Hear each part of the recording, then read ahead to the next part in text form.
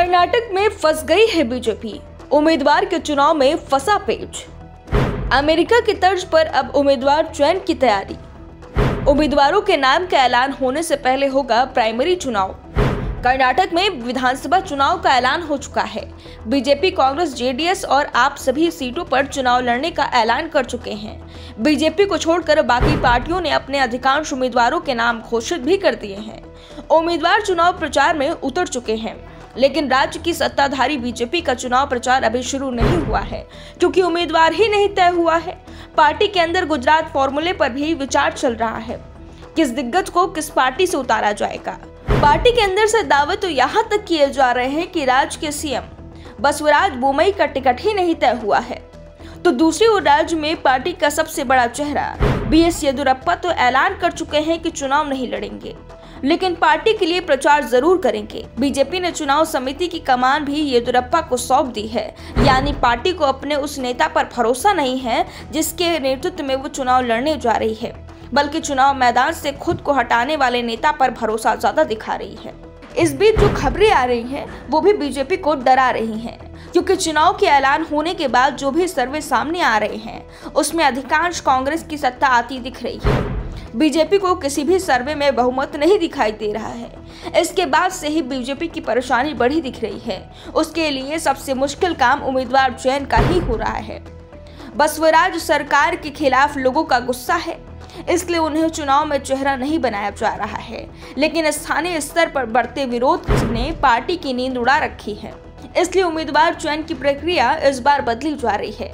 अमेरिकी पैटर्न पर उम्मीदवार चयन की कोशिश शुरू हो रही है, यानी पार्टी का उम्मीदवार कौन होगा ये उस क्षेत्र का कार्यकर्ता तय करेगा। जिसे 7 कार्यकर्ताओं का जबरदस्त समर्थन होगा, उसे ही उम्मीदवार के रूप में चुना जाएगा। इसके लिए काम भी शुरू हो गया है। हर सीट के लिए वोटिंग कराई गई है। सभी दावेदारों के नाम पर विचार किया गया है।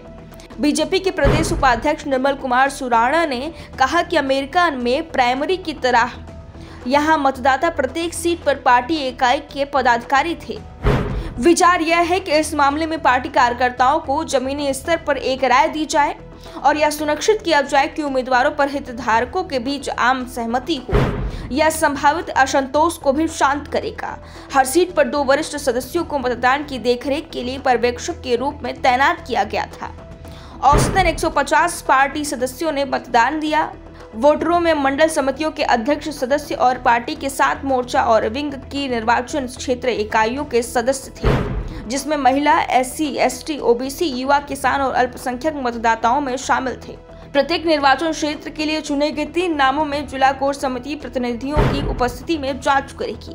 जांच के आधार पर संभावित की सूची तैयार करने के लिए राज्य कोर समिति की अगले सप्ताह की शुरुआत में बैठक होने की उम्मीद है। भाजपा सदस्यों ने कहा कि यह सूची बीजेपी केंद्रीय संसदीय बोर्ड को भेजी जाएगी। उम्मीद की जा रही है कि केंद्र 10 अप्रैल तक प्रत्याशियों की अंतिम सूची की घोषणा कर सकता है, लेकिन बीजेपी के अंदर इस बात को लेकर भी असंतोष दिखाई दे रहा है। पार्टी के मौजूदा विधायक जरूर इस प्रक्रिया से नाराज दिखाई दे रहे हैं, क्योंकि इसमें उनका टिकट कटता दिख रहा है। कई विधायकों का पार्टी के अंदर ही जबरदस्त विरोध है। ऐसे में उन्हें डर लग रहा है कि उनकी सीट पर किसी नए नेता को टिकट मिल सकता है। वैसे इस तरह का प्रयोग कर्नाटक में पहली बार नहीं हो रहा है।